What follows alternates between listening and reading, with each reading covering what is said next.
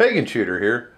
I just wanted to kind of show you what what I had done to get the cheap scope from my carbine mounted on my Model 60 22. This is the Marlin Model 60.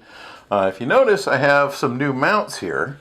You can see, by the way, I check all of my guns before I do any filming. This is unloaded. You will have to go ahead and just trust me on this. If you see, it's got a pretty burly block mounting system on there. These mounts cost about $19. I got them off of Amazon, and these are UTG Universal Airgun and 22 rings. So this is the 1-inch model. If you remember, this is what the old mount system and scope look like. This is the BB gun scope that I absolutely hated. I had an identical one that is on an old Daisy BB gun. This thing is absolutely horrible and terrible for shooting. However, if you notice, the mounting system on this is extremely narrow, just because the railing here is. Now, this is the standard mount that was on the cheap scope. Notice how much wider that is and how much thicker it is right up in this area right here.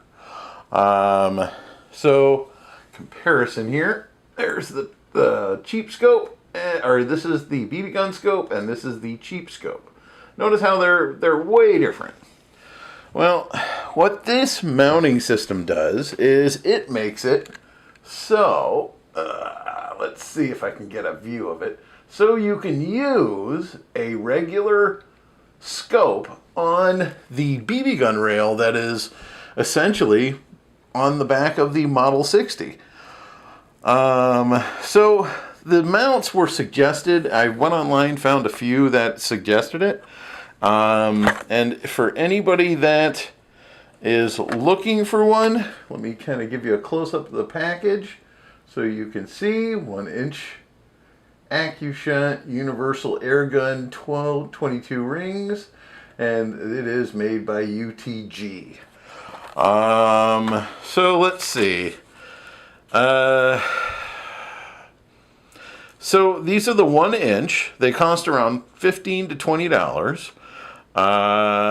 The small rail on the back was the reason I had to do it. So don't worry about these mounts. These mounts themselves I plan to reuse. You notice this will fit a standard Weaver rail. I was thinking I might find a inexpensive flashlight and mount it inside the ring, and then I can use this as a light mount for my 40 cal. I'm not sure if that'll work. Anyway, back to the scope. So you'll see the scope uses a tension system on both rings, a dual tension system on both sides, and then down here in the blocking, it actually uses 2 bolts to hold it on nice and secure. Now, the adjustments, as you've seen on the cheap scope, are basically adjustments just like on the red dot or the BB gun scope, just a matter of pulling off the caps and making your adjustments. I have a feeling once I get this thing, I have the time to get this thing to a range and adjust it in with this mounting system, this is probably going to stay on no matter what I do to it, no matter how much I jar it. Just because of how secure this mount system seems to be for it. So what would you mount? I mean, have you had a problem finding a mounting system for your 22? I know 1022s don't have the problem.